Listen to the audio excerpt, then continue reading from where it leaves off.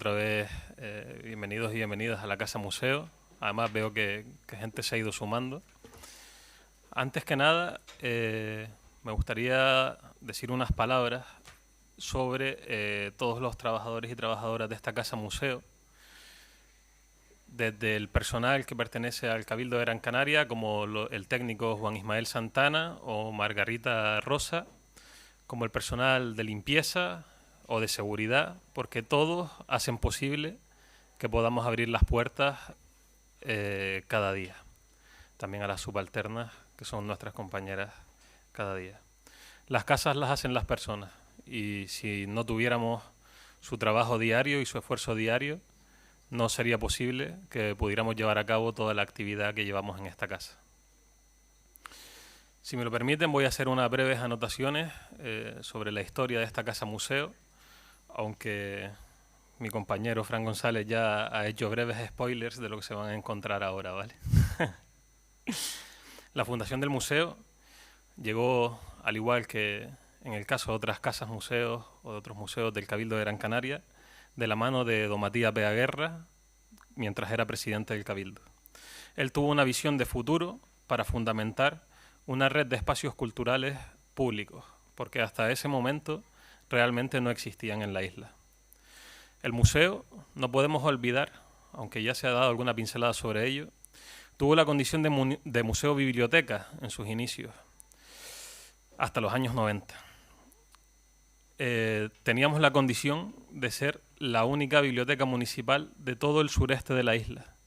Eso hace que en el imaginario colectivo de toda la población del municipio se conozca a esta casa museo muchas veces como la biblioteca. Aquí venían a estudiar durante horas, a compartir sus apasionadas lecturas o a participar en las actividades que se llevaban a cabo precisamente en esta misma sala, que era la sala de lectura. El artista Santiago Santana sería el autor del proyecto de restauración de la casa natal, adquirida en 1952. Y las obras serían ejecutadas por otro célebre artista, además con muchísimo cariño aquí en Telde, José Arencibia Gil. En estos primeros momentos sería clave el apoyo de grandes personalidades, como son las de Néstor Álamo, Miguel Santiago y, como no podemos olvidar a Luis Oreste Silva, que fue secretario de don Fernando León y Castillo en la Embajada de España en Francia y que fue cronista de la ciudad de Las Palmas y tuvo un peso importantísimo en la vida cultural de ambas ciudades. Ellos llevaron a cabo las labores de documentación y conformación de una colección donada por la familia. Debemos de tener en cuenta que esta donación fue realizada con una especial sensibilidad cultural, con el objetivo de legar un incalculable patrimonio histórico-artístico a toda la ciudadanía.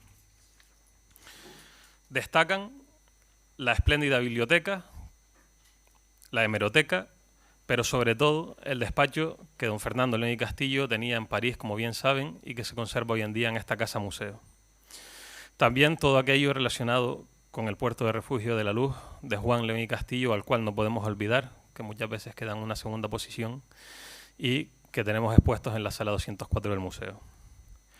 Estos fueron los cimientos de un proyecto que buscó conservar los bienes de los hermanos y difundir su inolvidable huella en Gran Canaria, que todavía hoy sigue activa. No podemos olvidar el puerto, el faro de Maspalomas y toda la red de vías que ellos crearon. A finales de los años 80 y principios de los 90, bajo la dirección de Alfonso Armas Ayala y posteriormente a Antonio María González Padrón, hoy presente, el museo fue ganando peso a la biblioteca, sufriendo un periodo de actualización y comienzo de nuevas actividades, muchas de ellas que hoy siguen activas, en torno a la investigación de la historia contemporánea, las relaciones internacionales o la historia política. El año 2006 fue un pequeño hito en la historia de esta casa museo, ya que se amplía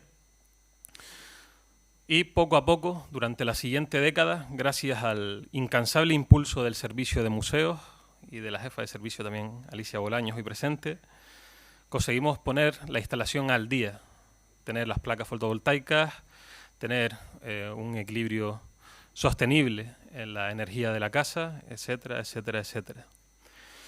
Bajo la dirección también de Fran González, como él dijo hace unos momentos, se hace una nueva mirada del museo, más social, más abierto, pero sobre todo más accesible, y se busca reforzar para convertir la Casa Museo en ese referente en la historia contemporánea, en las relaciones internacionales, en la historia política, pero también en los derechos humanos. Desde la Casa Museo tuvimos la idea de ofrecerles una conferencia de especial significado por este 70 aniversario. Y creo que sin lugar a dudas la vamos a tener. No me mires así que...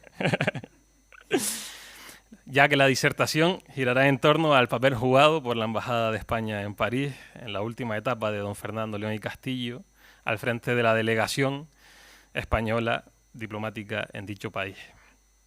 Y sobre todo la creación de la Oficina Pro Cautivos creada en el Palacio Real de Madrid por el rey Alfonso XIII durante la Gran Guerra. El ponente, Juan José Alonso Martín, es el director del Archivo General de Palacio desde 2008, licenciado en Historia Medieval en 1987, miembro del Cuerpo Facultativo de Archiveros, Bibliotecarios y Arqueólogos desde 1990. Comienza su carrera en el Archivo General de la Administración y en el Archivo Histórico Nacional, para posteriormente, a la edad de 25 años, ser director del Archivo Histórico Provincial de Cuenca, incorporándose bastante después en el Archivo General de Palacio en 2008. Ha sido profesor de Paleografía y Diplomática en la UNED y ha impartido numerosos cursos de archivos y gestión documental. Sus investigaciones han dado lugar a importantísimas publicaciones relacionadas con los fondos documentales del propio Archivo General de Palacio, sobre la gestión de los bienes culturales y las exposiciones temporales, sobre la protección del patrimonio histórico-artístico durante la Guerra Civil Española, sobre la historia social en la Edad Media y sobre todo la ayuda humanitaria española durante la Primera Guerra Mundial. Con el permiso de Juan José, diré que es especialmente relevante su comisariado en la exposición Cartas al Rey, la mediación humanitaria del rey Alfonso XIII en la Gran Guerra, exposición que, como recordarán, tuvo un gran impacto y muy positivo, y que parte de ella realmente continúa todavía viva en la exposición permanente de la Galería de las Colecciones Reales. Sin más, muchísimas gracias a todos y todas por su asistencia y cedo la palabra a Juan José. Buenas noches.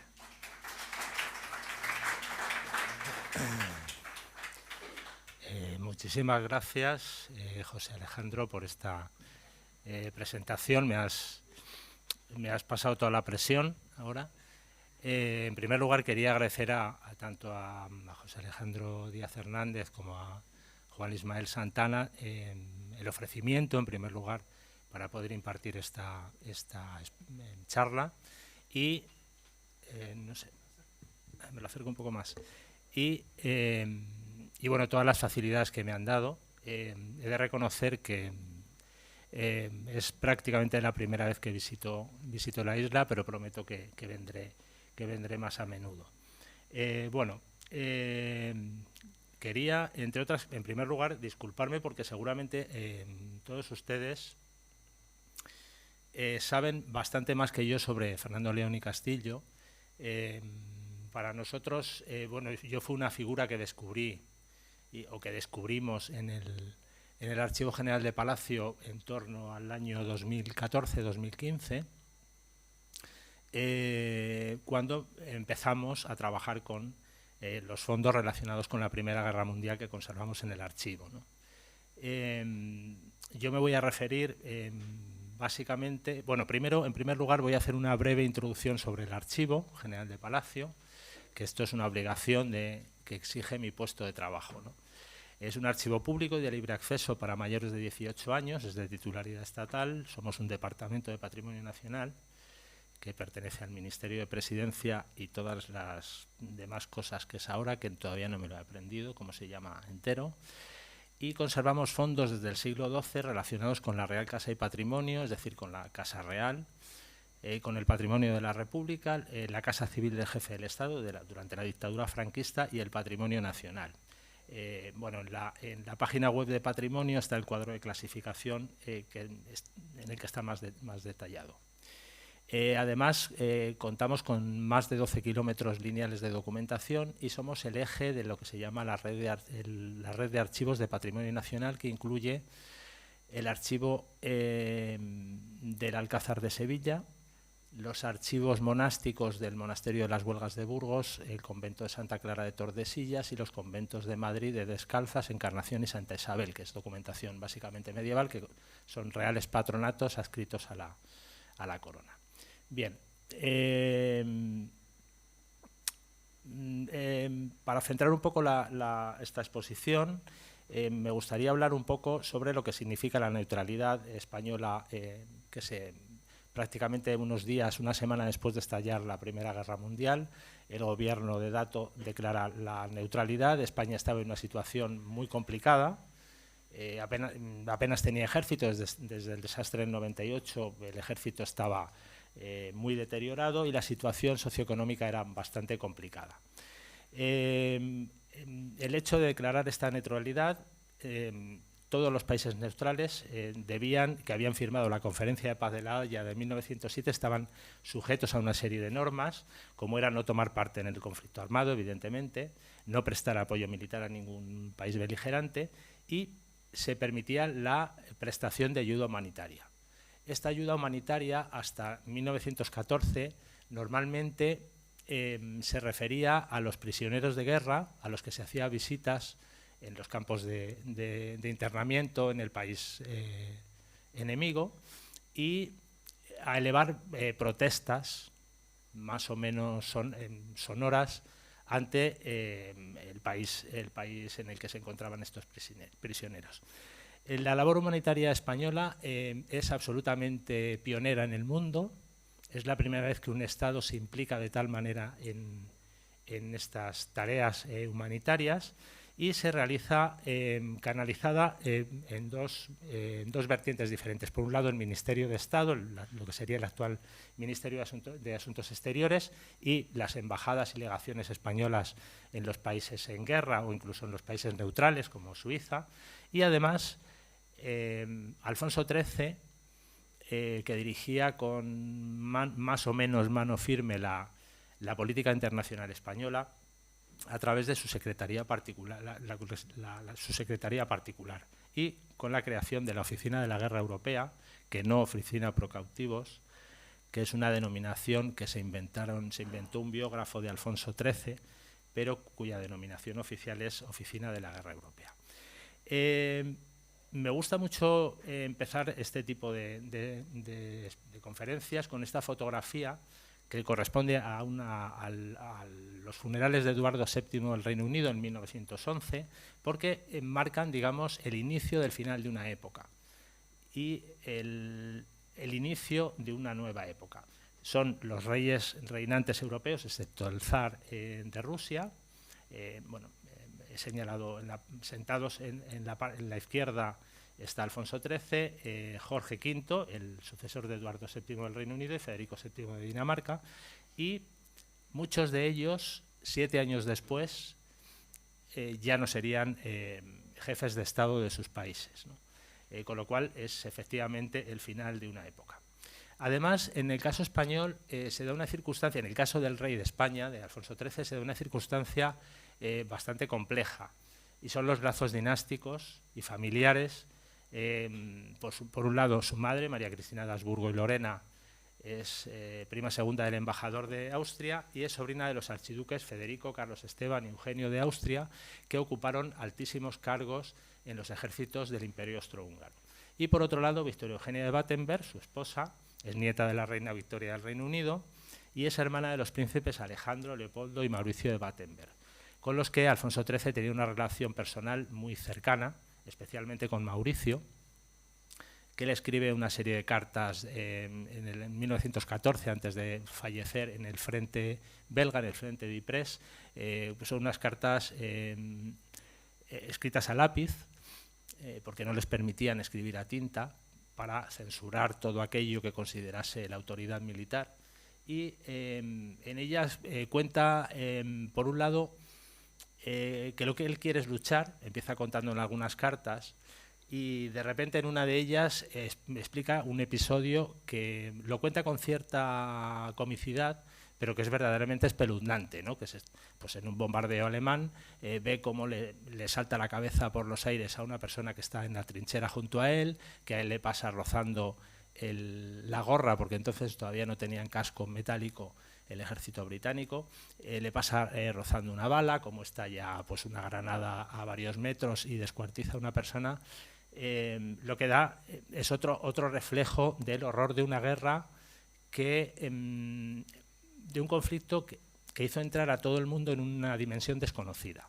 La brutalidad de la Primera Guerra Mundial no se había conocido nunca. Es la primera vez que se bombardean posiciones civiles, que se empiezan a utilizar armas de destrucción masiva, y hay batallas en las que fallecen hasta 700.000 personas, como es el caso de la batalla de Verdún, en prácticamente 11 meses, ¿no? Además, las infantas, la hermana de Alfonso XIII, la infanta Teresa, y su tía Paz de Borbón, están casadas con miembros de la Casa de Baviera, perteneciente al Imperio Alemán. Todo esto hace que Alfonso XIII, además de tener una firme voluntad de que España se sitúe en el lugar que considera que merece en el ámbito internacional, hace que se vuelque en esta acción humanitaria de una manera absolutamente decisiva. Bueno, nos vamos a centrar básicamente en la documentación que conservamos en el Archivo General de Palacio relacionado con la Embajada de París y con la actuación de Fernando León y Castillo, y dedicaremos la segunda parte a la Oficina de la Guerra Europea, en la que, digamos, está más diluida la labor que hacen las embajadas, pero que es absolutamente primordial, ¿no? Y si nos da tiempo, si voy rapidito, les hablaré un poco sobre el proyecto de la Oficina de la Guerra Europea que llevamos a cabo desde el año 2016 hasta 2018. Bueno, la Embajada de España en París es una transferencia que se hace en los años 80 del Archivo Histórico Nacional. No existe ni siquiera un acta de entrega, o sea, fue un regalo envenenado. Se entregó junto al fondo documental de la Embajada de Berlín, y nosotros, en nuestra inocencia, se lo comentaba antes a algunas personas, empezamos a abrir aquellas cajas, empezamos a encontrar documentación en alemán, en serbocroata, en ruso, en árabe, y claro, nuestros conocimientos de idiomas se limitan, pues desgraciadamente no alcanzamos ese grado de conocimiento de idiomas, y lo dejamos estar hasta que, bueno, pues luego les cuento una anécdota de cómo empezamos todo este proyecto, ¿no? Bien, pues esta documentación son las series documentales de las acciones del Ministerio de Estado a través de estas dos embajadas, de París y Berlín, que están íntimamente interconectadas. Básicamente, en cuestiones humanitarias, lo que hacen es proteger los intereses de los países de ambos bandos. Esto, al inicio de la guerra, los países neutrales se les designaron la defensa de los intereses de países en guerra, ¿no? En el caso de Berlín eran muchísimos países, y en el caso de París era Bulgaria, el Imperio Otomano, los griegos del Imperio Otomano y toda la población no musulmana del Imperio Otomano. La Embajada de París está compuesta por, bueno, aquí hay 944, pero son 1106, si no recuerdo más, y está relacionada con la protección de los franceses en Alemania, la denominada protección otomana, correspondencia con la legación de Berna. Suiza ya era el país neutral por antonomasia, visitas a campos de prisioneros, intereses búlgaros en Francia, informes sobre población belga. Tienen que pensar que Bélgica fue invadida al inicio de la guerra y se quedó en la mínima expresión, en La Pan, que era pues una comarca bastante pequeña en la zona colindante con el Mar del Norte y Francia. Las funciones fundamentales de la embajada: se organiza el trabajo por nacionalidades, se crea una sección búlgara, una sección de protección otomana, posteriormente también de los serbios. Serbia también, al formar parte del imperio austrohúngaro, buena parte de la élite y de los cuadros administrativos del Reino de Serbia se trasladan a Francia y canalizan a través de la embajada española su labor diplomática. Realizan solicitudes de información acerca de personas desaparecidas, repatriaciones, el tema de la población civil en el Imperio Otomano. Realizan labores de intermediación en las comunicaciones entre familias en territorio enemigo, ayudan en el canje de prisioneros, envíos de ropa, víveres, dinero, documentos. Es muy importante todas las cuestiones, digamos, judiciales y su implicación en los consejos de guerra, en las peticiones de indulto o conmutaciones de pena, en los trámites notariales, actas de defunción, sucesiones, tramitación de pasaportes y pases temporales y el acuerdo sobre trato en los campos de prisioneros. Peticiones de particulares, noticias sobre salud de prisioneros, etcétera, etcétera. Y, que esto es muy importante, la tramitación de las solicitudes de la Oficina de la Guerra Europea, que lo veremos más adelante. He seleccionado algunos documentos que explican, creo que bastante bien, o que ejemplifican muy bien este trabajo que hacen. Esto, por ejemplo, son pasaportes temporales de distintas personas de los que realizaban la protección, en este caso son personas, son búlgaros. He puesto este documento porque este es el documento alemán. De estos tenemos miles de documentos como este. Sin embargo, en el caso de la embajada en Francia, el volumen es bastante menor. También realizan pasaportes. Este es de una princesa egipcia que como digo, se gestiona en la embajada de París. O este tipo de permisos de residencia. Este es concretamente de Gabras Aristidis, que es un griego que vive que vive dentro del Imperio Otomano y que se traslada a Francia, y al que en el documento de la izquierda, que ven a la izquierda, es la petición de un documento de identidad, y a la derecha está el permiso de residencia, que como ven ya tiene fotografía. Este borrador, o esta nota, habla porque esta persona fallece, y entonces en la Embajada de París se dice que todos estos documentos los tienen que hacer llegar a las autoridades de Trebisonda, en el Imperio Otomano, porque este sujeto ha fallecido, y que además también incluyen una carta que desgraciadamente no tenemos, en las que su casero dice que le debe varios meses de alquiler, ¿no? Este, por ejemplo, es es de origen armenio, Minas Manoukian, que vive en París, está prisionero, porque él había estado en el ejército otomano, y lo que pide es que le den cualquier tipo de ayuda económica, porque no tiene cómo vestirse ni tiene para comer. Y aquí está el recibo duplicado, el duplicado del recibo, en el que se dice que ha recibido 20 francos de la embajada española en París. Posteriormente, este Minas Manoukian lo que hace es pedir, el documento no lo escribió él, está escrito por un escribano francés, un francés, en el que pide a ver si puede ser repatriado a España, aunque finalmente no lo permiten porque está en edad militar y no le dejaban salir del territorio del país enemigo. Centrándonos un poco en la figura de Fernando León y Castillo, he seleccionado algunas cuestiones en las que sobresalió especialmente.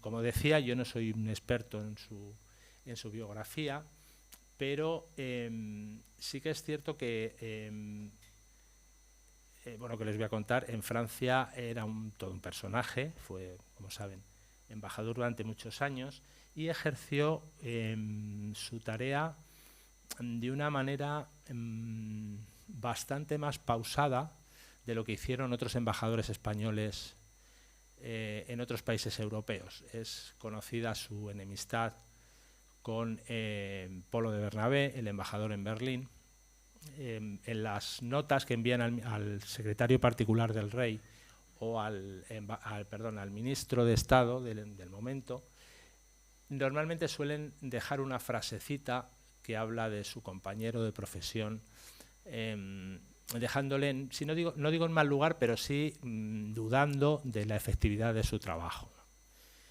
En concreto me voy a centrar en el interés de Fernando León y Castillo en la neutralidad española, pero una neutralidad española un poco dirigida, ¿no? Él era, como saben, liberal, pertenecía al partido de Romanones, que era era profundamente francófilo, ¿no? Luego, en cuestiones de indultos de condenados a muerte, un acuerdo para suspender penas de prisioneros franceses y alemanes que fue muy reconocido en toda Europa y que se tomó como este acuerdo, que fue una iniciativa de Alfonso XIII, pero que llevaron a cabo sus embajadores, que fueron los que hicieron el trabajo con las autoridades de los países beligerantes, en este caso de Francia y de Alemania, y que también fue muy reconocido. Y luego en temas de repatriaciones, sobre todo de civiles. Destaca sobre todo el caso de los 200 de Holzminden, que luego veremos algún documento. Este documento es una carta que le escribe Fernando León y Castillo al conde de Romanones, que en ese momento era el primer ministro, el presidente del Consejo de Ministros, y voy a leer algunos extractos en los que se ve claramente su postura, aunque sé que es conocida por todos aquellos que se han acercado a su figura, pero que creo que es interesante, ¿no? En el primer párrafo dice: aquí la neutralidad española es más neutra ahora que en tiempos de Dato. Es decir, habían considerado que Dato, que era más germanófilo, la neutralidad española estaba más cercana a los imperios centrales, a Alemania, al imperio alemán y al austrohúngaro. También dice en esta carta, en esta larga carta, dice algo así, dice: cuando a las opiniones de usted con las cuales han coincidido siempre las mías, a saber, neutralidad con inclinación a los aliados. O sea, que deja muy claro, este documento ni siquiera está considerado como secreto, porque hay muchos documentos, las comunicaciones que tienen con el Ministerio de Estado, muchas está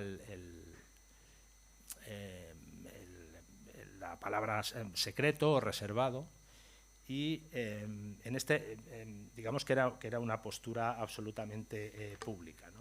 En la segunda página dice que ha hablado con Gilles Cambon, que es el ministro de Asuntos Exteriores francés, de la eficacia que pudiera tener alguna manifestación de nuestra parte, aún sin llegar a lo que aquí llaman un gesto, que sirviera para que la opinión pública no hubiese una imposición en las concesiones que pudiésemos obtener. Todo esto viene por una declaración de Alfonso XIII, que habla de una neutralidad absoluta con los dos bandos. Porque claro, su situación, como hemos visto antes, con sus lazos familiares y tal, y personales, era bastante más complicada. Y más adelante, como a mitad del documento, a ver si encuentro ahí va, no tiene lupa no era para ampliarlo. Bueno, pues leo y ya está. Habla de lo que él ha intentado hacer por conseguir que esta imagen de España en los países aliados sea lo más adecuada a los intereses españoles. Dice: creo haber conseguido algo evitando que las críticas del mensaje del rey en lo que se refiere a este punto lleguen a los periódicos que aquí tienen más autoridad, como el antes citado, para tratar estas cosas. Es decir, independientemente de su labor a cargo de la embajada, él en muchos de sus escritos se transmite este intento no digo de control de la prensa, pero sí de llevar a la prensa por los caminos que él considera que son los más adecuados para España. Bueno, en el documento es bastante largo y habla cómo los republicanos españoles y los carlistas están intentando torpedear la labor diplomática española, en beneficio de sus propios intereses. Incluso en la tercera página, en la página de que ven a la derecha, perdón, a la izquierda, ven a la izquierda, habla de Valle Inclán y dice: y Valle Inclán se mueve mucho y parece que se permite decir en negocios extranjeros que el rey no siente ni mucho menos por Francia las simpatías que hace creer a los franceses. Es decir, está intentando contrarrestar la opinión de los republicanos, o en el caso de los carlistas, habla de don Jaime, que es un gran francófilo que está padeciendo muchos problemas por sus ideas en Austria. Bueno, estas son, desgraciadamente tenemos muy pocas imágenes de Fernando León y Castillo entre los fondos fotográficos del Archivo General de Palacio. Esto es una visita que hace Alfonso XIII en 1913 a París. Tenemos otras dos, pero es que bueno, tenemos un pequeño problema con la aplicación donde tenemos la base de datos, donde tenemos la fotografía, y llevamos 2 semanas sin poder consultarla porque es una aplicación del siglo XX que, en fin, estamos intentando migrar a otra aplicación ya de este siglo que veremos más adelante, ¿no? Sí, toca. Lo que pasa que las cosas en Palacio a veces van despacio, a veces van demasiado deprisa y a veces van muy despacio. Las otras 2 imágenes son de este tipo, es una recibiendo a Alfonso XIII, y estas las tenía en mi PC y las he podido recuperar, que tampoco son unas fotos especialmente buenas, ¿no? Sí que es cierto que cuando hicimos la exposición me documenté bastante en la prensa francesa y, vamos, era un político de primera división, estaba siempre al lado del rey, salía en todas las fotos, ¿no? Incluso bastante mejor que el rey, que eso es una habilidad de algunos políticos nada desdeñable, ¿no? Bueno, esto es una traducción de una carta del presidente Poincaré, agradeciendo las gestiones que realiza Alfonso XIII, y en las que se menciona la labor de Fernando León y Castillo. Los indultos. Indultos de condenados a pena capital, sobre todo civiles. En el caso de los militares era mucho más complicado, porque ahí intervenía el Ministerio de la Guerra alemán, y se conseguían muy pocas conmutaciones de pena. En el caso de civiles, por ejemplo, de Karel Kramer, que era el líder de la oposición checa, del independentismo checo dentro del Imperio Austrohúngaro, que era un personaje, era un escritor, político, bueno, un intelectual.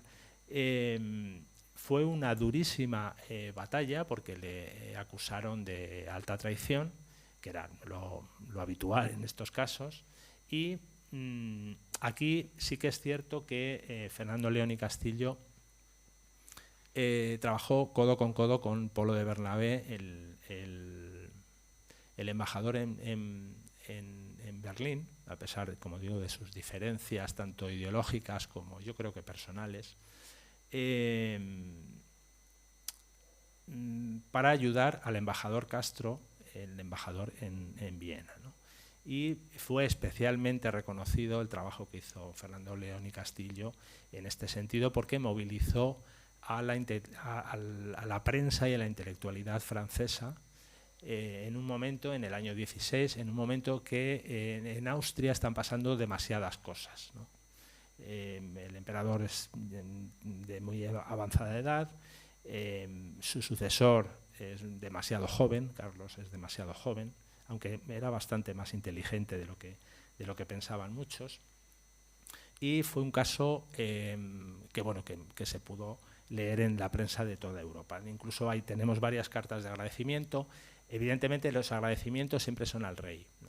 Es decir, ellos trabajan siempre en nombre del rey, ¿no? Y el rey es cierto que se interesa por este tipo de casos mucho. Claro, son casos estrella que a él lo que le dan es notoriedad dentro del ámbito internacional, y digamos que Alfonso XIII a veces confundía el concepto de su propia persona con el Estado, ¿no?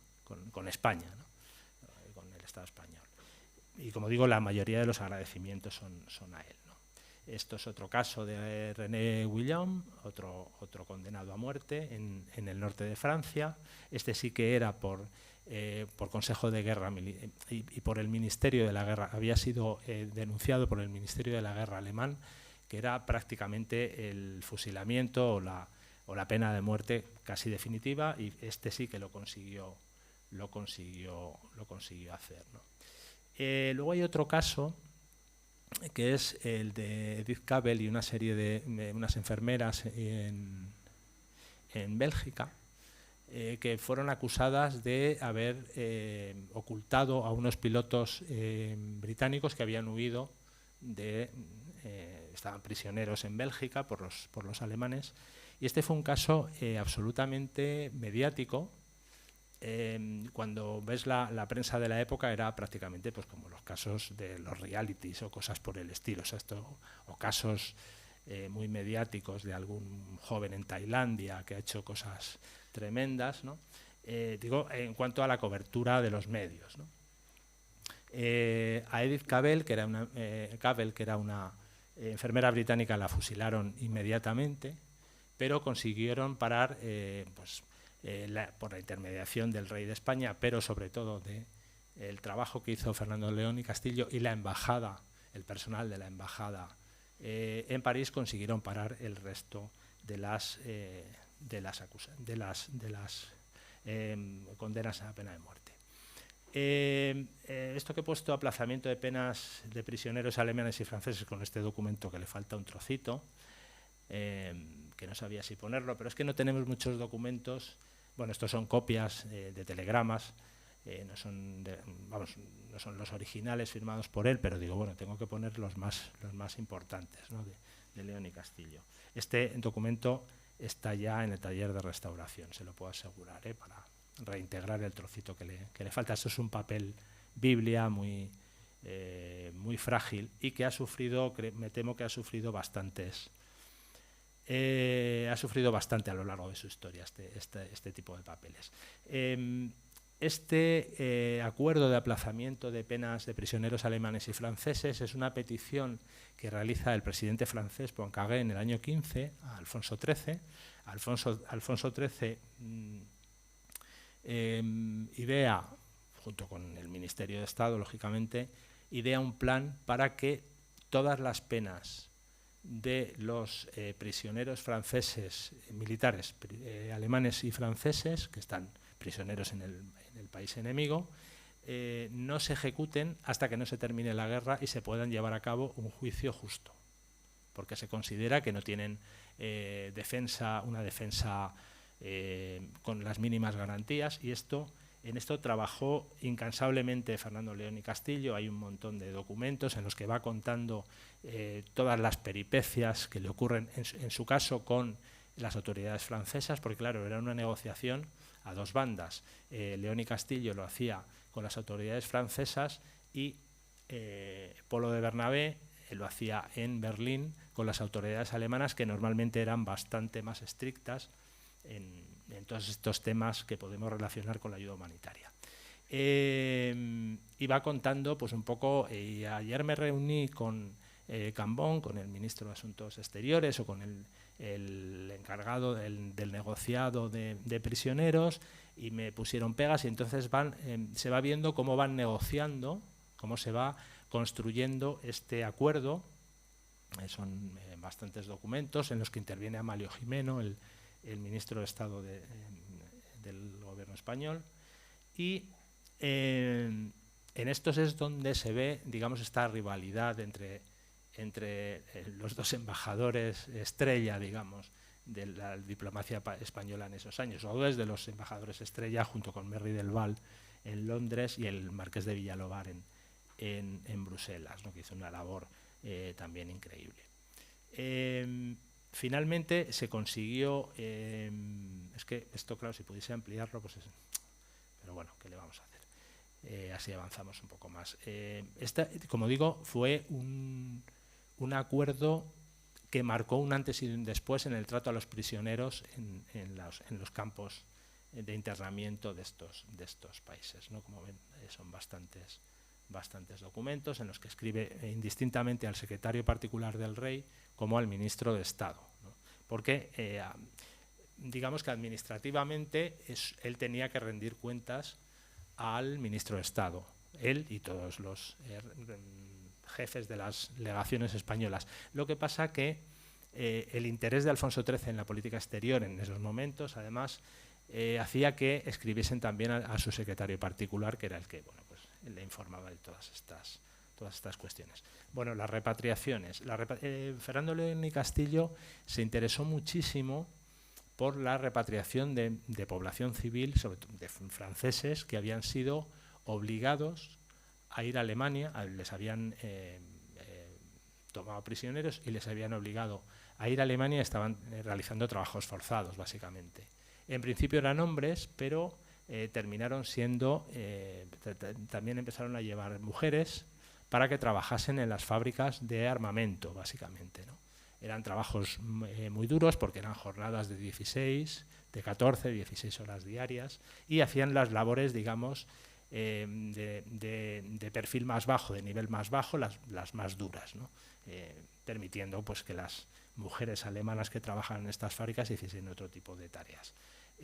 Como les comentaba, el caso de los 200 de Holzminden también fue otro caso de estos mediáticos, porque estos además fueron expatriados sin ninguna razón. O sea, de repente un alto mando que estaba en Lille, en la ciudad del norte de Francia, en Lille, capturó a 200 personas, fue a sus casas y se las llevó a Holzminden, a un campo de prisioneros, y desde allí, que tenía varias fábricas alrededor, y allí estuvieron más de 2 años, ¿no? Como digo, Fernando León y Castillo tuvo una importantísima labor en la repatriación. Se consiguió una repatriación parcial. Como veremos, estos son cartas que escriben algunos intelectuales franceses o abogados que pidiendo la ayuda del gobierno español y de la embajada española, ¿no? Incluso aportan pequeños recortes de periódico. Esta es la ficha de la Oficina de la Guerra. Bueno, me adelanta un poco a lo que vamos a ver ahora, pero si ven el resultado, dice: las autoridades alemanas no pueden conceder por principio la repatriación de distintas personas que formen parte de los 200 habitantes de Francia ocupada, internados en Holzminden, mientras no se tenga garantía de que el gobierno francés cumple ampliamente también respecto a los alsacianos lorenenses, pone aquí, las condiciones convenidas acerca del canje de personas civiles inaptas para el servicio militar.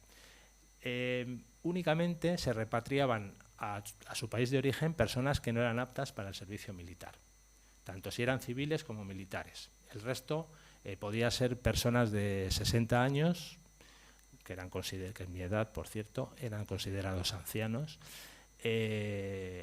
No les repatriaban porque, en cierto modo, estaban en edad militar o podían llevar a cabo tareas en la retaguardia que ayudasen, que fuesen en contra de los intereses del país que les había capturado, ¿no?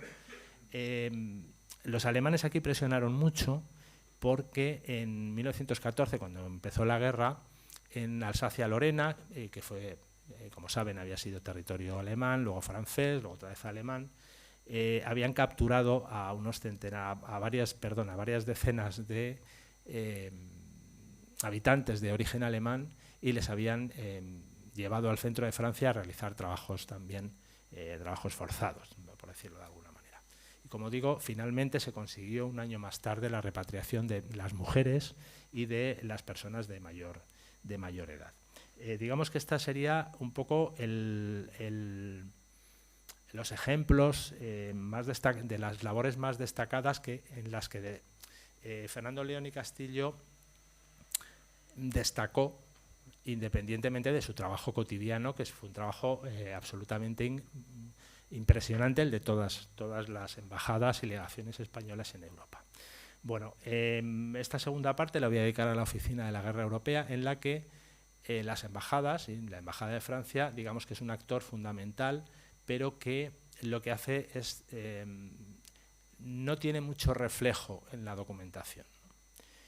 Bueno, esto es un retrato, bueno, ahora aparecerán una serie de fotografías del personal de la Oficina de la Guerra Europea que en 1917 el fotoreportero Campúa realizó en el Palacio Real estos despachos y oficinas de la ESTA. Bueno, la Oficina de la Guerra Europea, digamos que su origen está en una noticia que aparece el 19 de junio de 1915 en Le Petit Journal, que es un periódico francés, en la que dice más o menos: gracias a la intervención del rey de España, un soldado francés desaparecido tras la batalla de Charleroi del 28 de agosto de 1914 fue localizado prisionero en Alemania. Esto, la historiografía que hablaba de la oficina por cautivos, decía que era una lavandera francesa y tal. Bueno, es una carta que nosotros desde luego no la conservamos. Conservamos 2 o 3 de esposas de soldados desaparecidos franceses de la zona de Burdeos, y puede que alguna de ellas corresponda, digamos, con esta chispa, con esta chispa que hizo que finalmente se crease esta oficina, ¿no?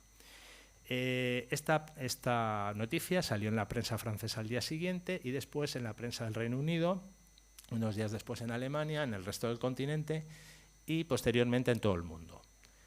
A partir de ese momento, de finales de junio o principios de julio de 1915, empiezan a llegar cartas a la Secretaría Particular del Rey pidiendo ayuda, solicitando que les ayuden a buscar a sus personas queridas, en general hermanos, padres, hijos, yo qué sé, cuñados, vecinos, amigos, hasta jefes o empleados.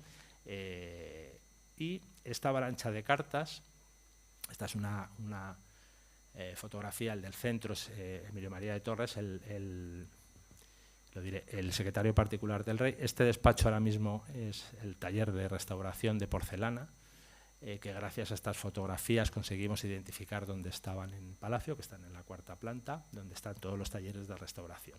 Como decía, todas estas cartas llegaban a la Secretaría Particular, pero esta avalancha hizo que se empezase a contratar personal con una dedicación específica, que conociesen idiomas, porque claro, las cartas llegaban en idiomas en general, ¿no? Y además se habilitaron unas estancias en la 4ª planta, como digo, donde estaba la Secretaría Particular del Rey, que descubrimos de la manera más absurda del mundo. Pues un día que estaba yo por allí, vi una chapa en una puerta que ponía Secretaría Particular y dije algo así como: ostras, aquí estaba la secretaría, que no lo sabía. Yo pensé que estaba en la planta baja. Y ya con estas fotografías fuimos por los distintos despachos viendo las bóvedas y la situación de las ventanas, y fuimos viendo a cuál correspondía cada uno. Claro, nuestras compañeras restauradoras nos miraban, si me permiten la expresión, como las vacas al tren, diciendo: estos archiveros que hacen con estas fotos, mirando. Le decíamos: hola, perdonad un momento, y nos poníamos a mirar bóvedas, ¿no? Y ventanas. No, esta no, porque la ventana está más a la derecha. Decían estos, igual, no sé, igual no están muy bien, ¿no? Las peticiones de ayuda vinieron de todos los sectores de la sociedad. La mayoría son de personas anónimas, pero también entre los peticionarios o las personas objeto de petición están el bailarín Nijinsky, el compositor Puccini, el escritor Kipling, el historiador Henri Pirenne, el artista Maurice Chevalier y Mistinguet, su amante, el futuro presidente de Francia, Charles de Gaulle, Roland Garros, que no era tenista, era aviador, Unamuno, Ramón y Cajal, ¿no? Yo me enteré aquí que era aviador, yo siempre pensé que era tenista, no sé.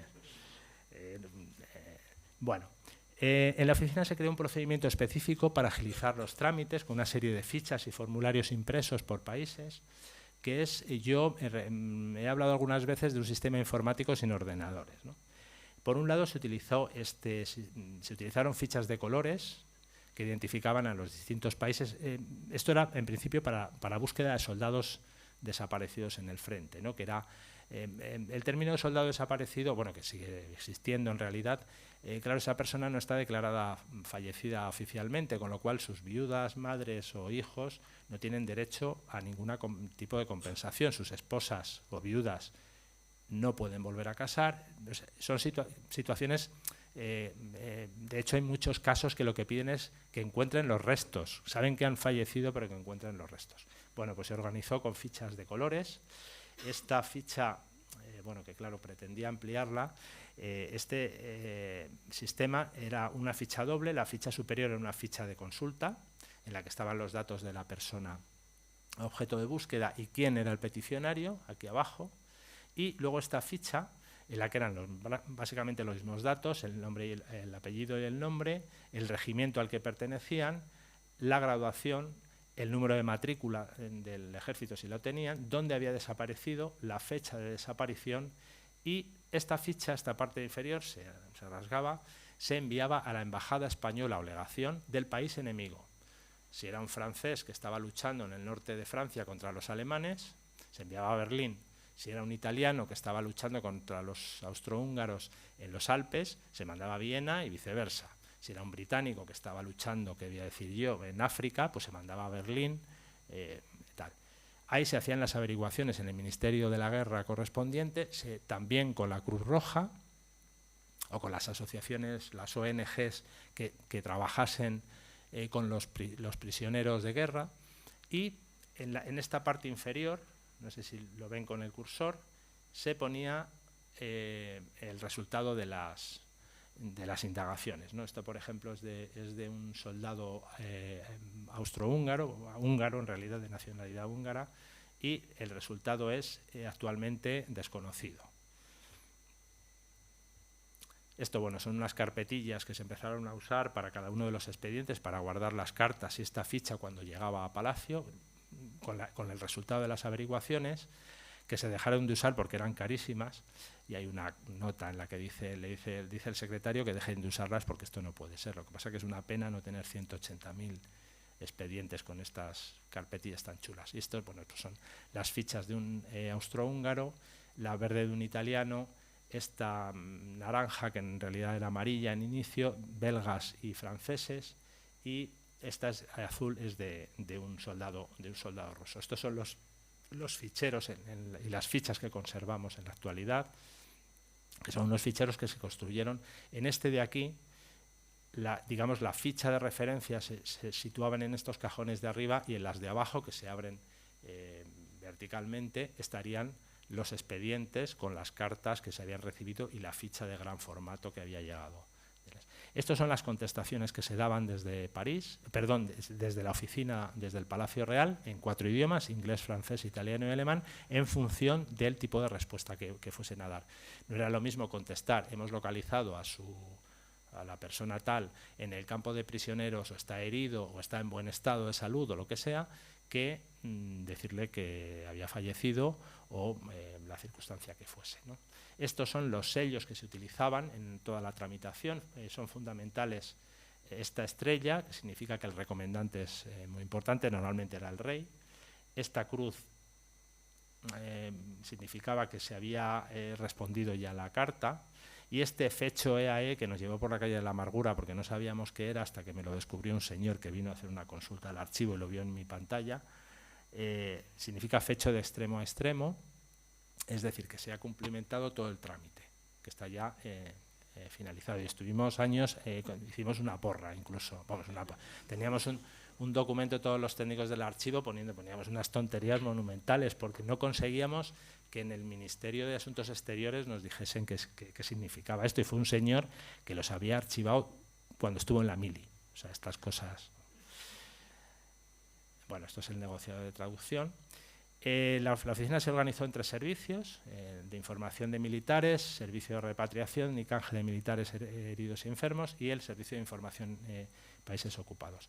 El servicio de desaparecidos se dedicaban básicamente a buscar soldados, el de repatriación a realizar las repatriaciones, también en la vigilancia de los prisioneros, la repatriación a Suiza, que era solamente de personas inútiles para la guerra. No se permitía salir del país si estaba del país en el que estaban prisioneros, o el canje de prisioneros. Y en el caso de la población civil, sobre todo se pedían noticias, envíos de dinero, envíos de documentos, indultos, etcétera.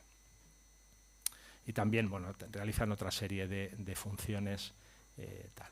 El expediente tipo es una carta de solicitud, una ficha del servicio, hay documentos anexos, pueden estar en diferentes idiomas y una carta de recomendante o no.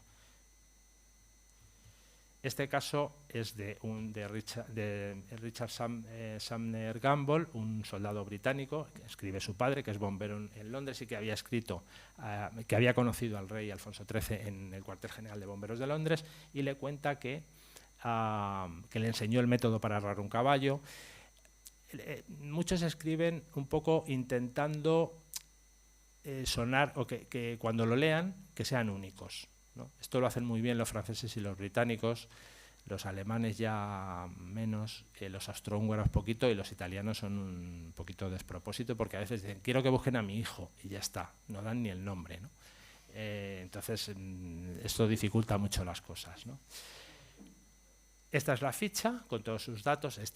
Desgraciadamente había fallecido, pero bueno, lo suelo elegir porque además este señor, este bombero londinense, manda los mapas donde cree que su hijo ha desaparecido, en la granja de Bois, en el norte de Francia, que fue un sitio terrible donde murieron durante los 4 años varios miles de personas, y además envía este documento con una fotografía, que esto lo hacían, conservamos unas 600 fotografías aproximadamente, con los datos de su regimiento, sus características físicas, la altura, la complexión, el color del pelo y los ojos, la complexión, y además remarca que tiene un vikingo tatuado en un brazo, un soldado vikingo con una armadura completa y la lanza, ¿no? Envía la fotografía y la información donde tienen que enviarla. Como digo, este soldado había fallecido ya. Esta carta me gusta mucho porque explica muy bien lo que es escribir ¿por qué escriben al rey, ¿no? Dice, cuando uno de nosotros se inquieta y llora por la suerte de un desaparecido, de un prisionero, todos le aconsejan, escribe al rey de España, ¿no? Esto da una idea de lo que significa. Esta otra carta también escenifica muy bien cómo es la última esperanza que tienen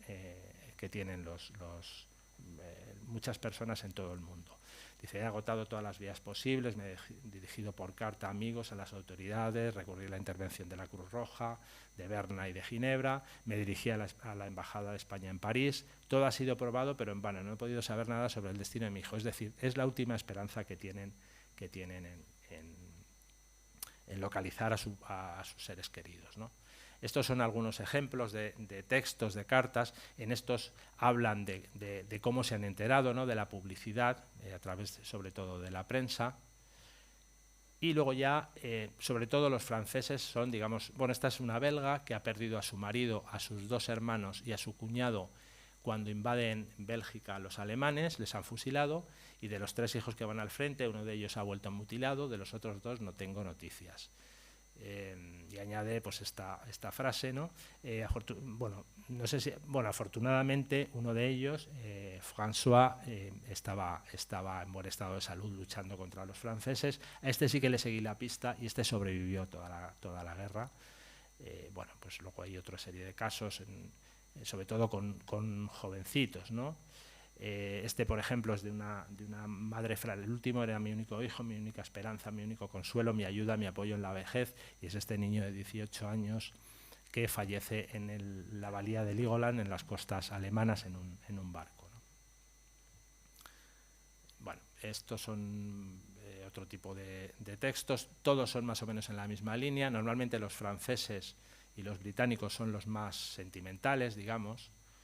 Este último caso es de un alemán, que es extraño: mis padres están enfermos de la dolorosa pérdida, mis hermanos rotos por el dolor, enterados que el rey de España busca. Este es Frank Oster, que es uno de los 100.000 chavales de 18 años, 18, 19, eran universitarios, que les engañaron realmente las autoridades alemanas, y con una semana de entrenamiento militar les mandaron una matanza en la batalla de Ypres, en Bélgica. Fallecieron, creo que se salvaron 200 de 100.000 que habían enviado. O sea, la atrocidad de las autoridades militares de los 2 bandos fue absolutamente desconocida, ¿no? Bueno, estas son las cartas de Anna Koster, la hermana, y también había fallecido, ¿no? Esta pobre, que después de un largo noviazgo se casa y a los 2 meses mandan al marido a la guerra y no le ha vuelto a ver. Este es el primer caso que encontramos, que es de un portugués, el primer caso con fotografía. Estábamos obsesionados con encontrar un caso que le localizase en vivo con fotografía, ¿no? Y este fue el primero.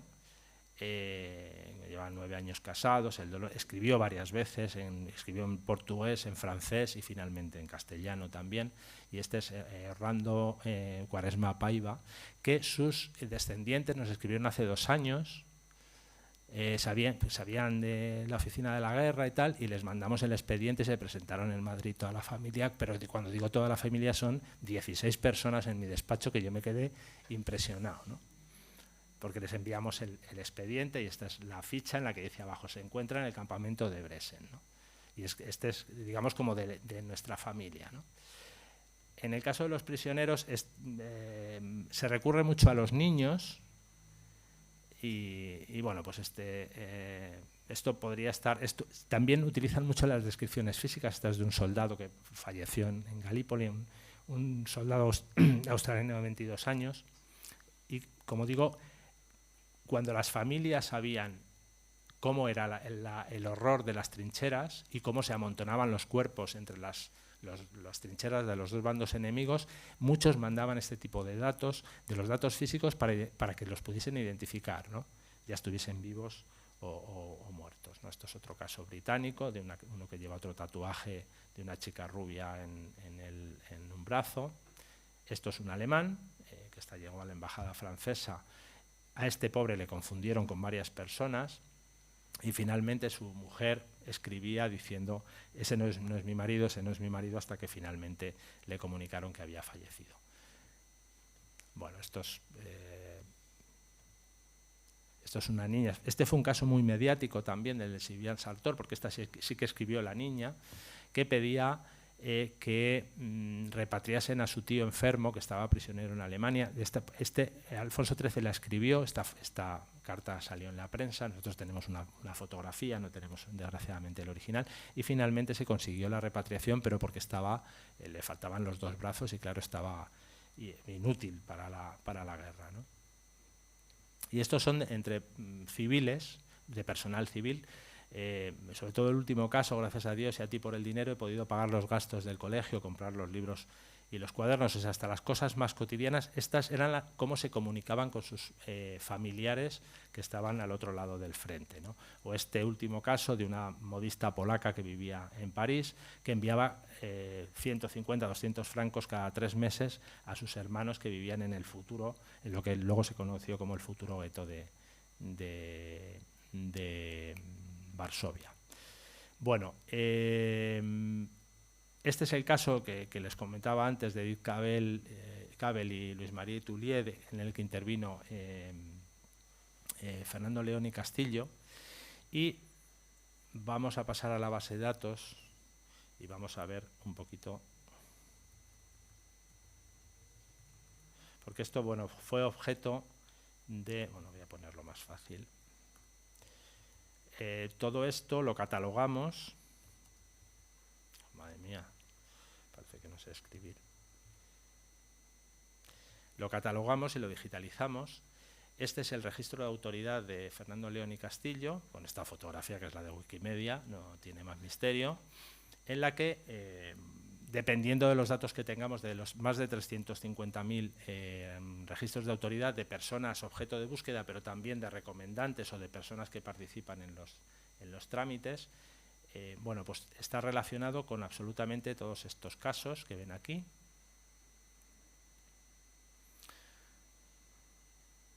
Y voy a entrar absolutamente al azar, prometo que entro al azar. Pues en este caso es una persona que fue apresado al inicio de la guerra, en agosto del 14, fue internado en la Lange-Salza, en varios campos de prisioneros alemanes, y se solicita su internamiento en Suiza por su estado de salud, ¿no? En el caso de las repatriaciones no tenemos el resultado, porque eso, España lo que hacía, y en la oficina de la guerra y las embajadas lo que hacían era, hacían la petición de repatriación o de internamiento en un país neutral, y ya las autoridades del país enemigo eran las que se encargaban de gestionarlo con el país al que pertenecía esa persona, ¿no? Es decir, ahí ya no continuaban con el trámite porque si no sería absolutamente interminable. Bueno, si os dais cuenta, esta persona, tenemos aquí su expediente personal, que se puede consultar. Esto se puede consultar en online ya. Bueno, va a tardar un poquito porque es un poquito grande, es un PDF, vamos. Y lo que hemos hecho ha sido clasificar para poder hacer las búsquedas por distintos conceptos, ¿no? Por un lado, el tipo de caso, la resolución del caso, por el evento, bueno, el lugar lo vamos a hacer de otra manera, y por el registro de autoridad. Bueno, pues el expediente dice que tiene los permisos limitados. Bueno, no sé qué, es un PDF, ¿no? Con el este. Estos son todos los tipos de casos que tenemos, canjes de prisioneros, envíos de documentos, etcétera, etcétera. Si nos vamos, por ejemplo, a militares desaparecidos, que es el mayor número, tenemos 110.000 casos y aquí podríamos consultar todos ellos. Evidentemente se pueden hacer filtros para hacerlo. Por la resolución del caso también, si es negativo desaparecido, negativo evadido, es decir, que no le han localizado porque se ha escapado, afortunadamente para él, no tramitado por determinadas cuestiones, positivo fallecido, porque hay mucha gente que lo que pide, saben que ha fallecido, pero quieren saber dónde están los restos mortales, ¿no? Por ejemplo, el presidente Roosevelt, no el de la Segunda Guerra Mundial, el primer presidente Roosevelt, su mujer escribe preguntando por su hijo que ha fallecido, era piloto y falleció en el norte de Francia, y lo que quiere saber, le pide al rey de España, a la oficina, que intenten localizarle los restos, dónde están los restos mortales, en qué cementerio. En el caso de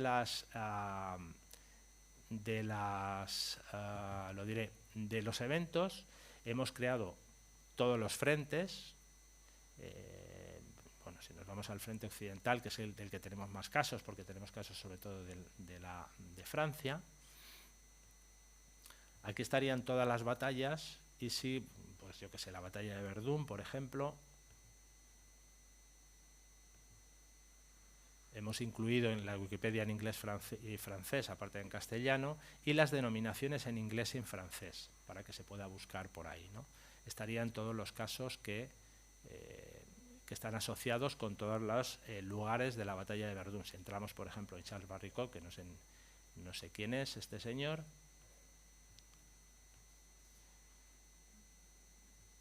bueno, pues este había desaparecido en Van de Vandenloop, que está al lado de Verdún, y si vamos a su registro de autoridad, esto nos permitirá, que acabo de cometer un error porque los franceses son demasiados, en su registro de autoridad, que es donde está la historia, lo que sabemos de él, que había desaparecido, tenemos documentación de esa fecha, quién es la persona que pide la petición, que es un familiar suyo, y el regimiento. Si vamos al regimiento,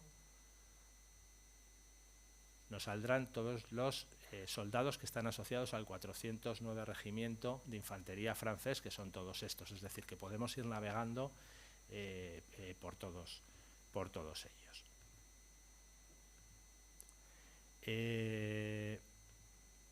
Estos son todos los casos que hemos catalogado, que son 182.000, sobre unas 220.000 cartas iniciales, porque algunas eran de la misma persona. Y bueno, estas son muchas de las fotografías que han enviado los que enviaban para estas, por ejemplo, de familias. Esta, por ejemplo, de arriba, esta es de una familia que vivían en Bélgica, vivían a 15 kilómetros, pero unos estaban en territorio ocupado por los alemanes y los otros en territorio belga libre.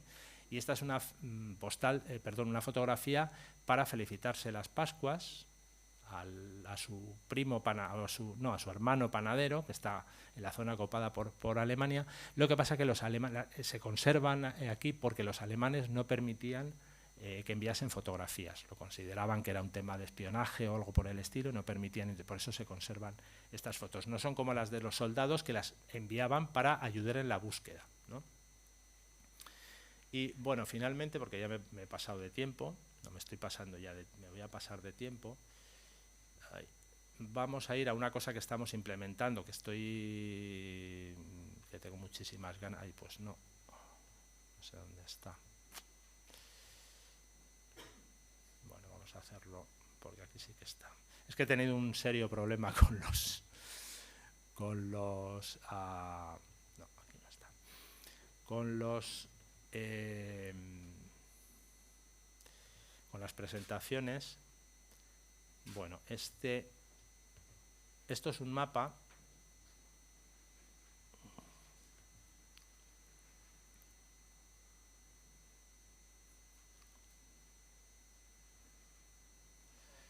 Esto es un mapa con todos los casos que tenemos asociados a la Oficina de la Guerra Europea. Bueno, hay algunos más de los previstos porque ya están incluidos otros que están relacionados con otros fondos documentales.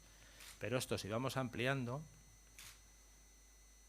ahora vamos a Canarias, que de repente dije, ostras, nunca he mirado los casos de Canarias y de Gran Canaria hay tres cartas. Bueno, vamos primero esto sería el frente occidental, que iría desde Bélgica hasta Suiza, el frente italiano. Todos estos corresponden con campos de prisioneros o lugares donde habían sido llevados franceses y belgas. Esto es el frente oriental, con el Imperio ruso. Esto es el frente de Macedonia, bueno, de Serbia y de Macedonia, donde me hice un experto, podía haber hecho guía turístico. Bueno, Galípoli, a ver, es que sin ratón, ay, me he pasado de la raya. Todos estos casos son de los frentes africanos, de Camerún y de Tanzania, que eran los territorios alemanes, y si pinchamos en uno de ellos, que he pinchado que lo mismo no tiene ningún caso, porque, vaya, pues no me va a dejar. Esta es mi tercera. Nada, no me deja. Bueno, se supone, es que no sé por qué, pero llevaría a ver, lo vamos a hacer más fácil. Nos llevaría, si hubiésemos pinchado en este lugar, Vaux de Van den Loop nos llevaría a este lugar, que los tenemos todos geolocalizados y además están todos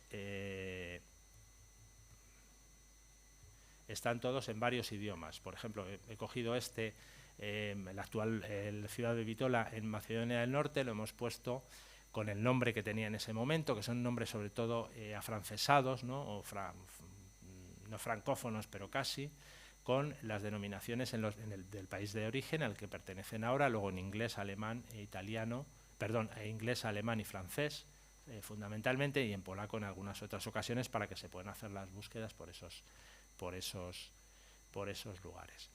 Y creo que voy a acabar aquí porque podría seguir hablando un ratito más, pero creo que está bien que pare aquí porque, como digo, podría seguir hablando durante horas, y eso que esta es mi tercera conferencia en 10 días. Han sido diferentes, pero todas me han aportado mucho. Y nada, muchísimas gracias. Si tienen alguna pregunta, encantado de responderla. ¿De acuerdo?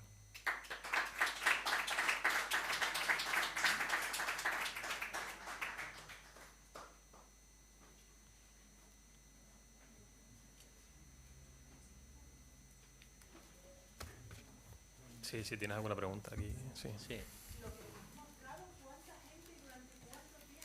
Bueno, a ver, os voy a contar, es que si no me hubiese dado tiempo. Yo llegué a la dirección del archivo en 2008 y en diciembre de ese año, o sea, esta documentación sabíamos que estaba en el archivo. Lo que pasa es que cuando nos habíamos enfrentado a ella, habíamos visto idiomas que desconocíamos, era como, bueno, ya veremos y tal. Y entonces yo, en un viaje privado que hice a Bruselas en diciembre de 2008, bueno, una amiga mía que vivía allí y hacía una gran fiesta porque se volvía a España. Saqué al día siguiente de la fiesta, saqué a su perro en el parque del Atomium y yo iba fumando, que tengo ese feo hábito, y un anciano me pidió un pitillo. Yo se lo di, porque claro, yo a un anciano no le voy a negar, yo no soy hijo suyo ni nieto, y estaba con otros dos señores allí y les ofrecí y me cogieron los dos, así con cara un poco de, bueno, no te vamos a hacer el feo. Y uno me dijo, ¿de dónde eres? Y dije, soy español. Y me dijo, yo conocí a tu rey.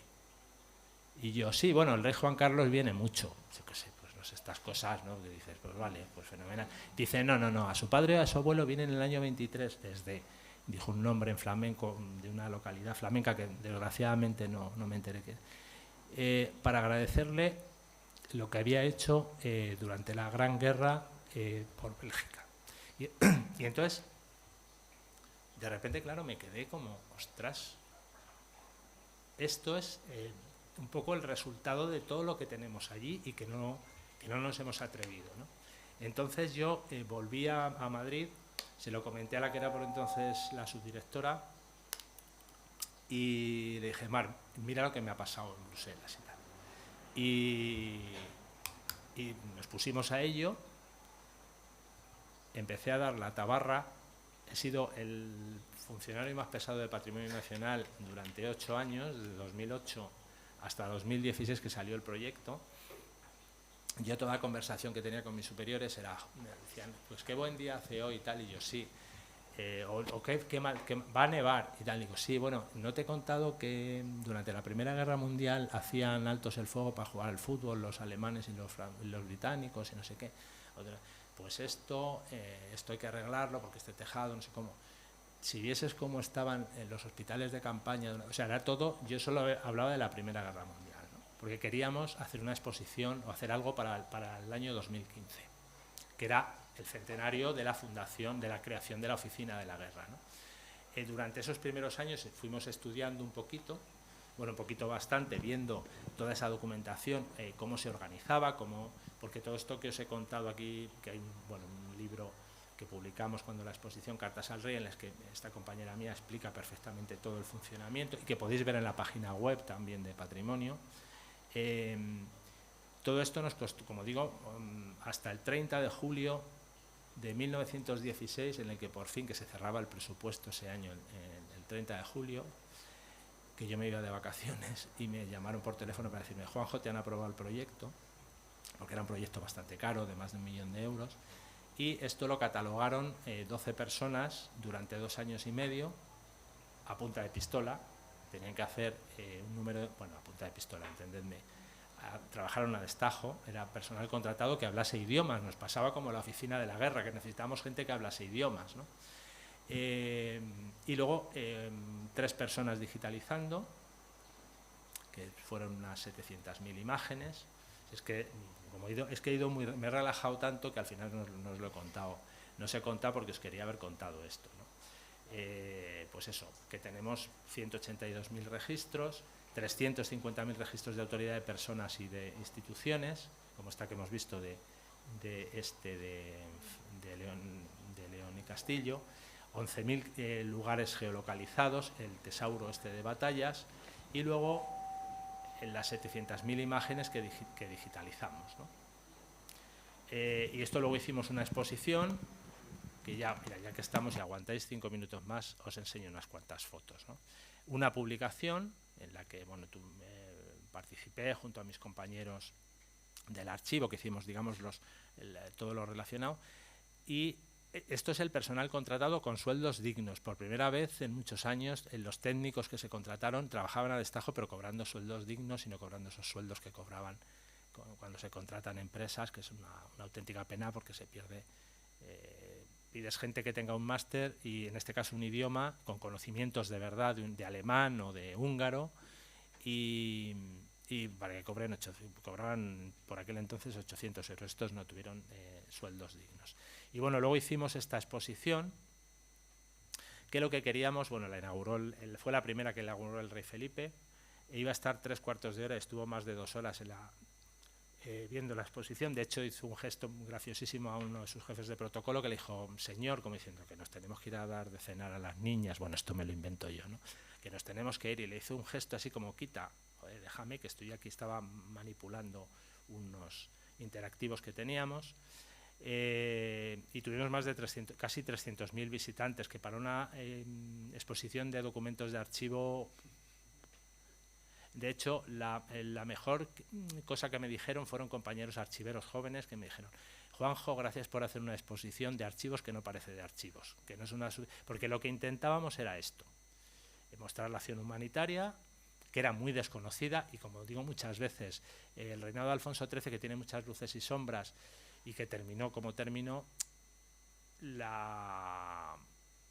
esto es, yo creo que su mejor o de sus mejores obras durante todo el reinado, ¿no? Y cómo esto se ha callado y además fue utilizado por ciertos sectores para darle una pátina religiosa que en principio no tenía. Esto era una acción absolutamente civil, independientemente de las creencias de Alfonso XIII y del personal que trabajaba allí, ¿no? Pero queríamos también difundir la historia de la Oficina de la Guerra Europea. Llegamos a conocer a descendientes de las personas que trabajaban, porque queríamos ponerles nombre a todos. Y a través pues de publicaciones oficiales, bueno, en internet conseguimos, tardaban 3 días en contestar cuando les mandábamos el mail. El primer día pondrían cara de ¿esto qué es? Esto es una estafa. El segundo día lo hablaban con sus familiares o con sus personas cercanas, y el tercer día nos contestaban, porque les mandábamos fotos diciendo que a ver si identificaban a fulanito pi, que había. La mayoría de la gente no lo sabía, ¿no? Así, por ejemplo, conocí a la primera mujer de Sarkozy, que era nieta de un hijo de Albéniz, del músico, que bueno, la escribía una fundación que tiene en Francia, y tardó 3 días en contestarme, ¿no? Diciéndome que efectivamente su abuelo, que había sido el primer futbolista del Barcelona que jugó, que se cambió al Real Madrid, las cosas que aprendí, el primer presidente del Colegio Nacional de Árbitros, no tenía ni una sola fotografía en la prensa, solo una caricatura en el ABC. Y teníamos fotos de pequeño con su padre, pero no le reconocíamos, ¿no? De adulto, ¿no? Y entonces, bueno, hicimos esta exposición que, ya digo, fue como yo cuando se la enseñaba a los compañeros de patrimonio, les decía siempre, bienvenidos a la primera exposición de patrimonio sin dorados, porque allí, bueno, el dorado y los brillos pues es muy habitual, ¿no? Bueno, esto es la entrada a la exposición. Esto era digamos un poco la estructura, ¿no? Que bueno, la vemos. Esto es una gaceta que publicamos, en vez de un folleto hicimos una gaceta en castellano y en inglés de formato periódico, en el que contábamos un poco. Estos son ejemplos de la exposición, que aquí está nuestro Paiva, nuestro primer conocido, nuestro marinerito. Algunos de estos es que son como de la familia, ¿no? Esta primera parte dedicada a los lazos familiares y personales de Alfonso XIII, con la foto que les he puesto al principio, las fotos de las reinas, etcétera. Esto es el archivo. La imagen, lo que queríamos transmitir era que era una barbaridad de expedientes lo que teníamos, ¿no? Y el Juan Alberto García de Cubas lo captó inmediatamente. Todos los cartelitos que hay en cada uno de los cajones son reales. Nosotros le dimos un listado de nombres, y el estudio de arquitectura cogió nombres reales de tal a tal, ¿no? Esto es la fotografía del antiguo archivo, y esto bueno, es la recreación que hicimos. Esto es una recreación de una de las fotografías, porque localizamos todos estos muebles y enseres, hasta la escupidera está, y una papelera que no se ve en la foto. Y aquí, que esto está consultable en el microsite de la exposición, el funcionamiento de la oficina, la entrada de correspondencia, la traducción de las cartas, la redacción, cómo se redactaban las fichas, con algunos ejemplos, etcétera, etcétera. Esto está dedicado a la fotografía de guerra, con estas fotografías, estas ampliaciones increíbles que hicieron. Esto es de Tournassot, que era un fotógrafo del ejército francés, el jefe de fotografía y cinematografía, son unas fotos absolutamente increíbles, con algunos de los casos. Este es el de nuestro soldado portugués favorito, este es el del vikingo tatuado, que eran los expedientes estrella, ¿no? Por distintos motivos. Y esto es un memorial que hicimos. Todo esto son nombres de personas desaparecidas, y hicimos este memorial. Os voy a poner 3 o 4 porque eran 200 y pico. Bueno, se van sucediendo, ¿no? Es que no sé por qué no va.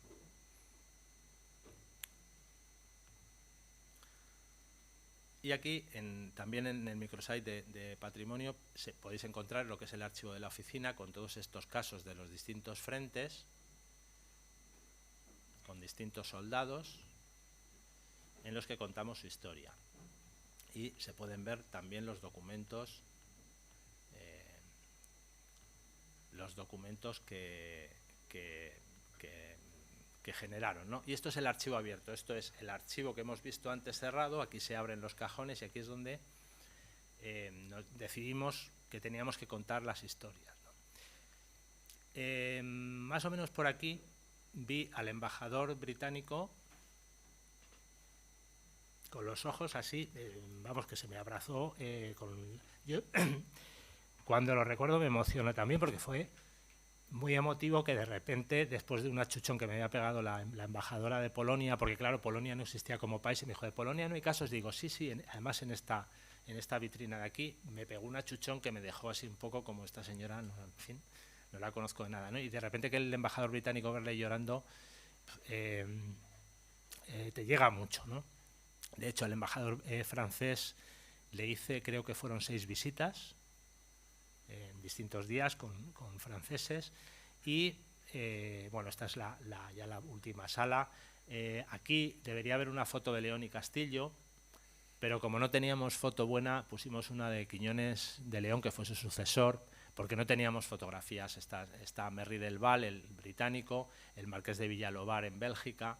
Aquí está una fotografía del personal, bueno, es que no se ve muy bien, en esta se ve mejor, bueno, tampoco se ve, de la embajada de Austria, de Viena, y luego, bueno, pues son todos los agradecimientos a los reyes, y todos los indultos que gestionó el rey. Y en esta última sala se la dedicamos al personal de la oficina, con una frase de Alfonso XIII que decía algo así en la prensa francesa, que quería hacer un museo para recordar no solo el trabajo que había hecho toda esta gente, sino el trabajo, el horror que había significado en la guerra. Aquí están todas las personas que identificamos que habían trabajado tanto en la oficina como en las embajadas. Y luego aquí esta fotografía que ha ilustrado la publicidad de esta charla, que de las 32 personas que aparecen aquí conseguimos identificar a 29. Las otras no nos contestaron sus descendientes, y una persona se presentó en mi despacho un año después, 9 meses después, para decirme que por qué no le poníamos. Digo, es que ya está publicado todo, la exposición está, pues la exposición se prorrogó hasta estar en 10 meses, ¿no? Y ahora hay una pequeña sección en la Galería de Colecciones Reales, muy pequeñita, son 4 o 5 casos que vamos a cambiar ya por cuestiones de conservación, pero la idea es, antes de que me jubile, espero que se haga una permanente más pequeña en la visita a Palacio. Yo además a mis superiores siempre les digo, a ver, esto lo digo en confianza y lo negaré delante de mis abogados. Digo, para una cosa que hizo bien Alfonso XIII, creo que en el Palacio Real se merece que esta labor, que además fue pionera y súper reconocida en toda Europa. En Francia, en la visita que hace en 1919 a Francia, que iba a Londres el rey Alfonso XIII con Victoria Eugenia, está 4 días en la prensa, está en las portadas de todos los periódicos franceses, los monárquicos, los republicanos y los mediopensionistas, de todos. O sea, le recibieron miles de personas. De hecho, en el año 31, en París, le reciben decenas de miles de personas. Es decir, que esto durante una... Bueno, digamos que es que lo uno con mis ancianitos del Parque del Atomium de Bruselas, ¿no? Es decir, que fue absolutamente reconocido. Lo que pasa que, evidentemente, los acontecimientos después de la Guerra Mundial en España, pues digamos que se comieron esta acción humanitaria, que también tenía sus detractores, porque decían que era pura propaganda, ¿no? Que tiene una parte de propaganda, eso es evidente, ¿no? Aparte de las cuestiones humanitarias, digamos más de sensibilidad, ¿no? por el ser humano, hay una acción política, ¿no? que es lo que a mí me parece más apasionante. No solamente la piedad por ayudar a gente necesitada, sino la convicción de que eso va a ayudar, le va a ayudar a él personalmente, pero que va a ayudar a España, le va a ayudar a situarse en un lugar más acorde con la historia y con la importancia del país, ¿no? Y eso es lo que tratábamos de transmitir, y es lo que queremos que se haga permanente. A ver si sacamos unos euros. Aceptamos todo tipo de donaciones, ¿eh? Y nada, muchísimas gracias.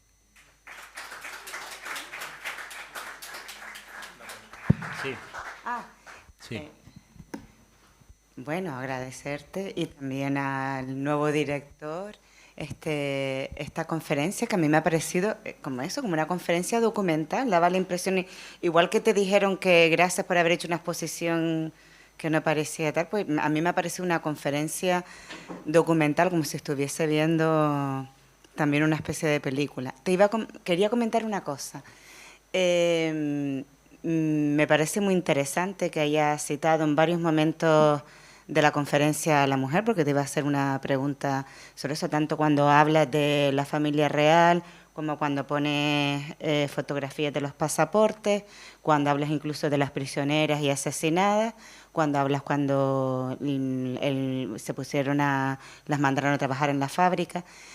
Y bueno, porque las mujeres siempre hemos estado en la historia y muchos se olvidan, ¿no? Y se siguen olvidando. Entonces, como estabas hablando de que tu proyecto probablemente iba a ser una exposición permanente, no te olvides de poner claramente, porque No. a pesar de no haber estado directamente en la guerra, el papel de la mujer en épocas de guerra es fundamental. No sé exactamente qué tienes en los archivos, pero Mira, yo te pediría que dentro de esos archivos... Tengo esta foto, es que estoy ya como lo he hecho. Es que he Sí. estado tan a gusto que lo he hecho.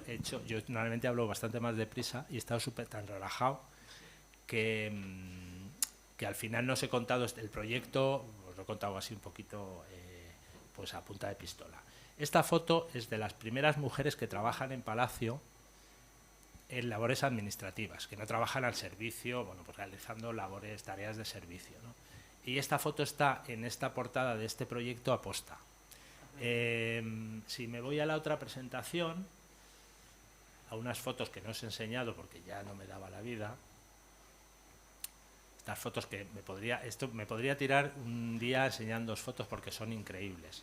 No, es las fotos las primeras que suelo poner, siempre son de jefes de Estado, el emperador, el Kaiser con el rey de Albania y el gran Pacha tal, bueno, esta fotografía que es mítica, y luego esta fotografía del poderío industrial alemán, pero luego son estas. Oh, qué estupendo.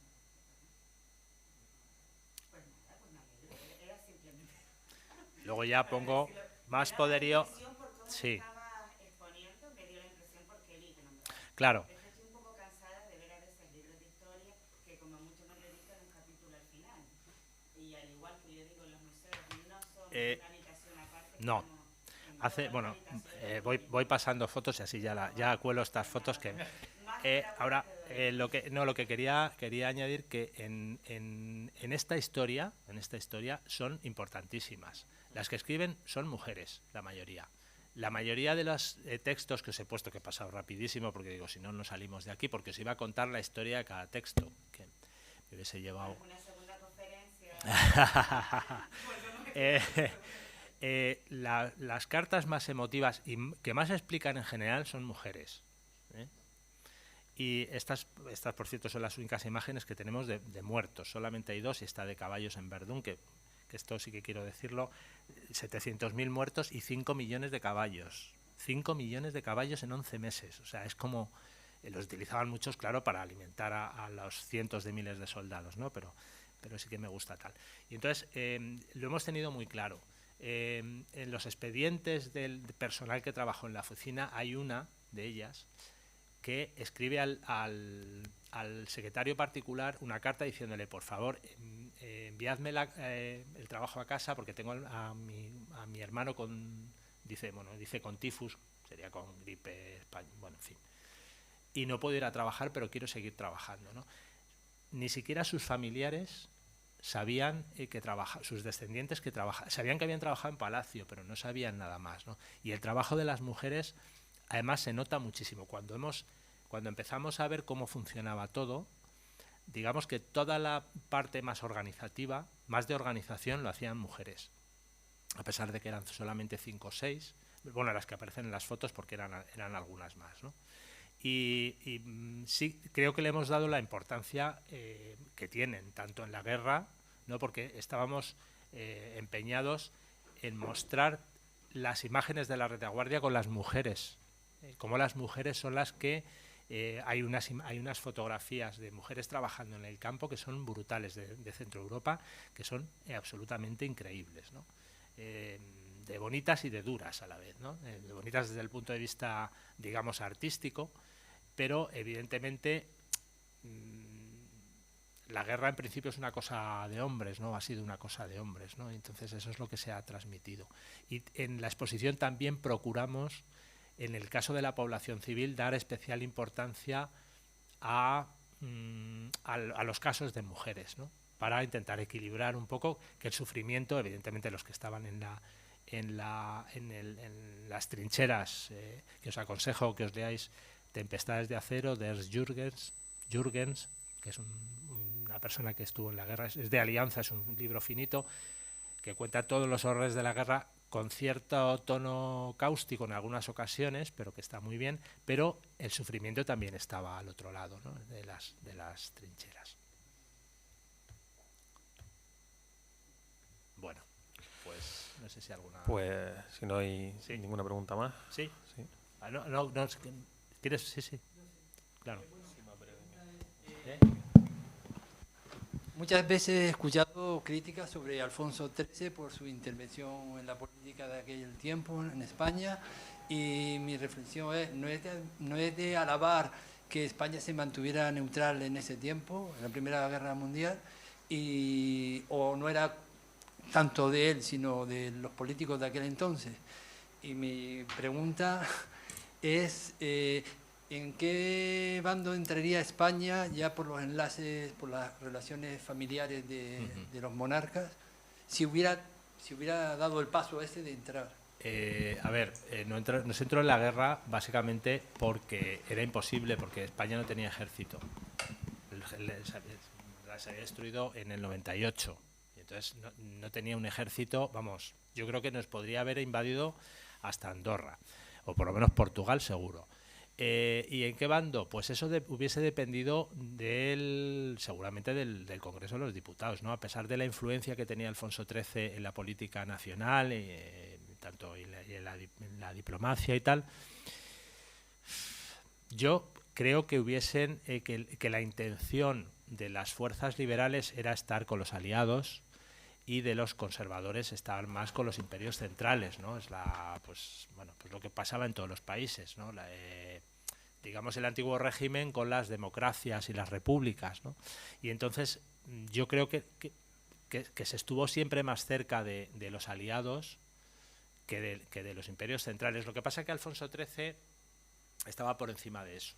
O sea, él no entraba en esas cosas, porque desde el momento en el que eres neutral, sabes que no puedes entrar en guerra, pues estás un poco por encima, y lo que estás haciendo es una labor de ayuda humanitaria, pero también intentando que te favorezca a ti como jefe de Estado y como estadista y a tu país, ¿no? O sea, que eso es difícil. ¿Ninguna pregunta más? ¿No? Pues una vez más, muchísimas gracias, Juan José. No solo a ti, sino a Patrimonio Nacional también, que es quien también ha permitido que estemos aquí hoy. Primero querría felicitarte porque la verdad que has conseguido lo que queríamos, que es arrojar muchísima luz. Dices que no eres un experto en León y Castillo, pero has arrojado muchísima luz en una faceta que sabíamos que necesitábamos explotar, todo ese trabajo humanitario que él llevó a cabo desde la embajada.